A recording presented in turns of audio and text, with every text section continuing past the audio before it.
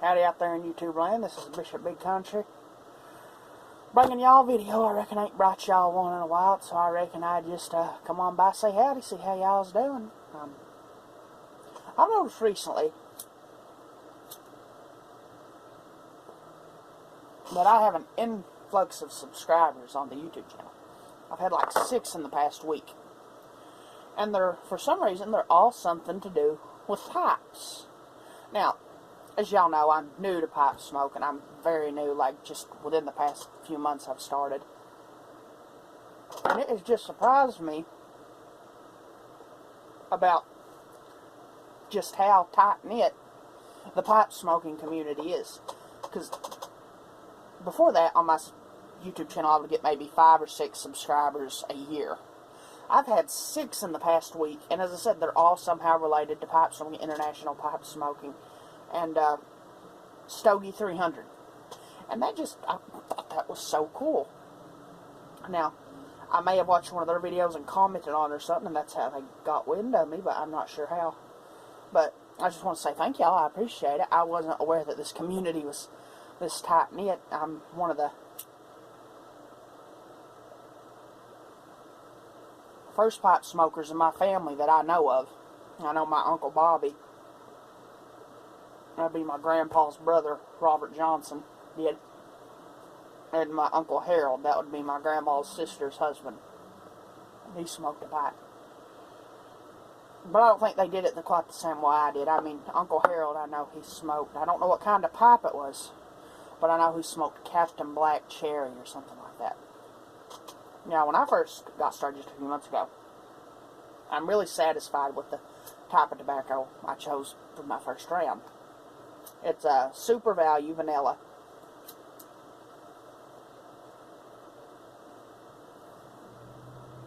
And Super Value English Blend. And I really enjoyed the vanilla, but I enjoyed the English Blend even more, which it surprised me. I wasn't expecting to, or the English mixture. And it just really surprised me that I enjoyed something that was more stout and strong instead of, you know, the basic vanilla, something real mellow and light. I hope I'm using the right terminology. And that's what I used for the first few months. The Super Value Vanilla and English mixture. As you can see, I've not got it quite down yet because I have a hard time keeping it lit. Maybe I have it packed too tight. Maybe that's the issue. Of course that's the issue. I'm learning though. But anyway. I have a pipe that I bought the other day. I only have 2 because, as I said, I'm relatively new to this. So, I'm still kind of getting started.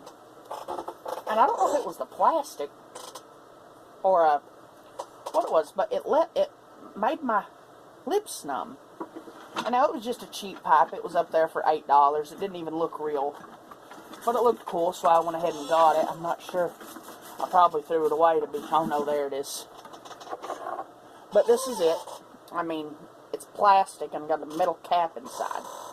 As I said, I'm really new to this, so this is brand new. But for some reason, when I was smoking it, it made my lips numb. So I've only smoked it like 2 or 3 times. Which I know I need to get more pipes and stop overusing this. This is the first pipe I ever bought. You know, just good old-fashioned Missouri Meerschaum hardwood.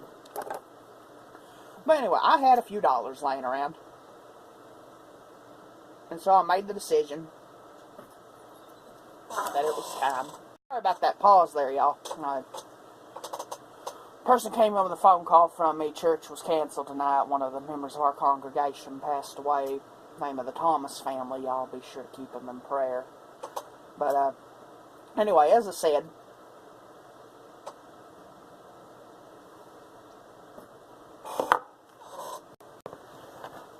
I had a few dollars laying around. And this is what I'd been smoking previously. This Super Value Vanilla and this Super Value English mixture, which I really enjoyed this. So I figured that if I'm gonna, you know, take this seriously, I should probably invest in a real high quality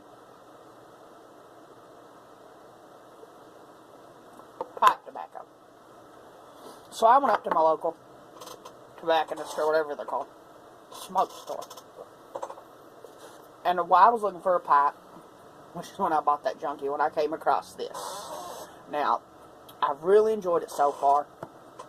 It's not sweet like the vanilla, but it's got more flavor. It's almost as like if you were to take some green tea and smoke it, is how I would describe it. And I'll read it here. It's Ashton's Artisan Blend, a full-body English mixture carefully crafted for the experienced pipe smoker. Virginia and Turkish tobaccos harmonize with Syrian Latakia and a touch of Perique to create a taste that is resoundingly rich and spicy and satisfying. Now, I hadn't heard of this previously. So, I just thought, well, that looks like it's high quality. I hope it was high quality. I paid $15 for the can. So, you know. But I got home and I, of course, did some research. Found out it's a midline brand, I guess you can call. It's, of course, better than this stuff, what I've been smoking and such. But, you know. And whenever I first started, I remember one of my roommates smoked cigarettes. And he rose them himself, right? So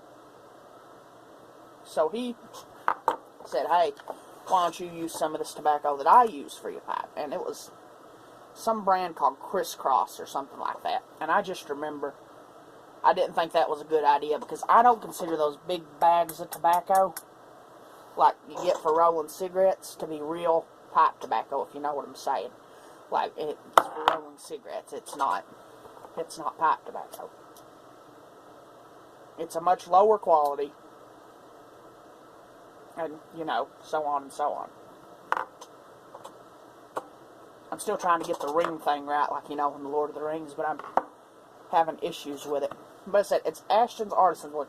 And if any of you all, you know, the pipe smokers that have recently started, have any tips for a person that's new to the hobby, I'd be glad to hear them, because as I said, I'm brand new to this.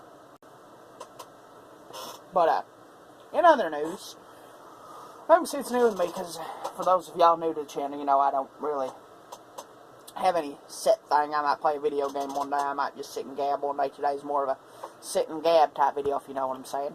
I've decided to finish up my GED. I've got most of it done already. I just need to get that math. I've never been too good at it, still ain't too good at it, but I decided it's about time to get that done. Maybe go to college. I ain't right sure yet, but for a long time I thought, well, an old mountain goat like me ain't supposed to do nothing big and fancy like college, but I reckon the good Lord gave me a kick in the caboose, said straighten up. So, here I am, I reckon.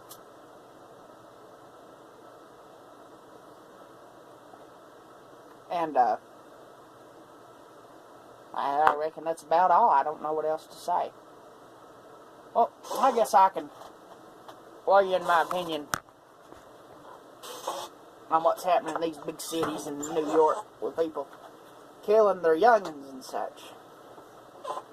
Now, you can probably guess just by, you know, maybe hearing the way I talk and some of the terms I use, you know that I'm a Christian.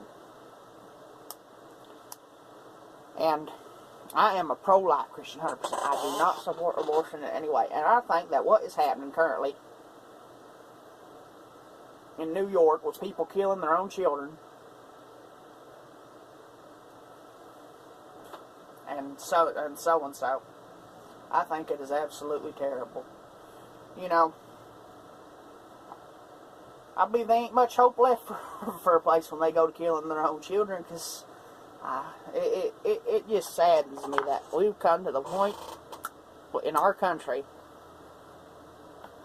that where it's more important to be politically correct than it is to do what's right.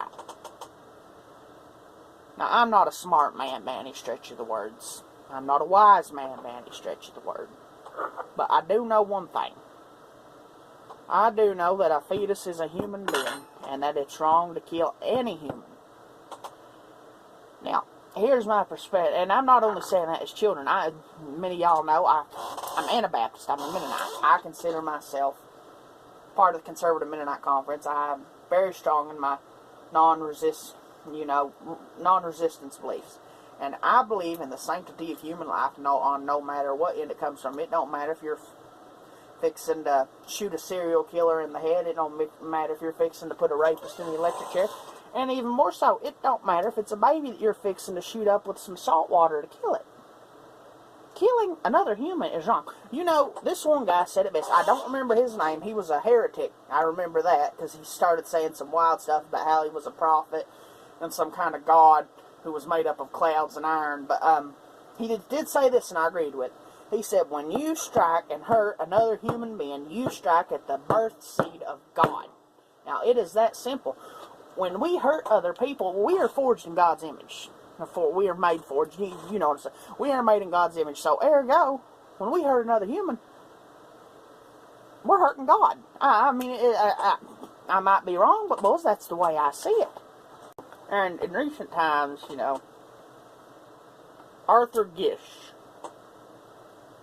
famous, you know, pacifist, anti-resistance type, non-resistance type person associated with the Church of the Brethren, and so on and so on. And he has always been, you know, one of my personal, you know, role models. And he said this one time. I was listening to one of his old videos on YouTube. And he was saying which side his missions team were on. And we can apply what he said to every aspect of our daily lives if you're looking to have an non-resistant pacifist view of life. He said if the guns pointed at the Israeli, we're on the Israeli side. He said if the guns pointed at the Muslim, we're on the Muslim side. We are on the side that the guns pointed at. And that's really what I want.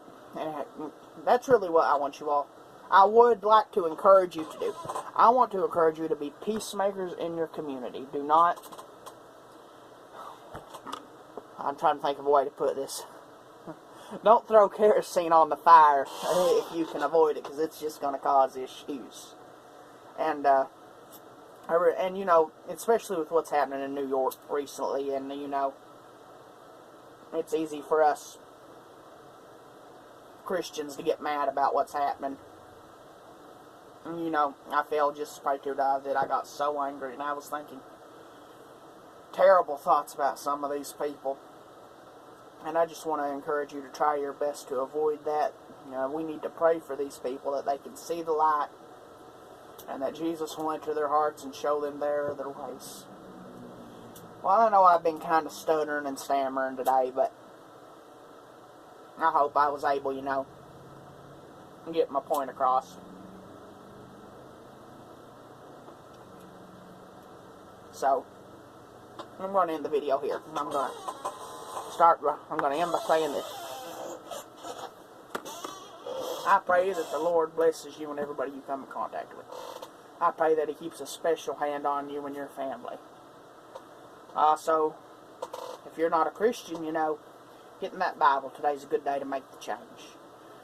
Now, you know, none of us are perfect, but sometimes you got to try to be, if you know what I'm saying. As I say, I will be praying for you, and I pray that the Lord touches you in many ways. I pray that He keeps His hand on you. I pray that the Lord makes His face smile upon you. And I want you to know that the Lord loves you, and I love you. And if you need prayer requests or a Bible or anything, hey, message me on Facebook. I ain't nothing big and fancy. Just say, hey, man, hit me up. Say, hey, man, I need me a Bible. Or, hey, Bishop, would you mind sending a prayer up to the big man upstairs for me? And you know I would be happy to do that. I'd pray right along with you. But as I said before, the Lord loves you, and I love you, and this has been Bishop Big Country. Hold it down, y'all.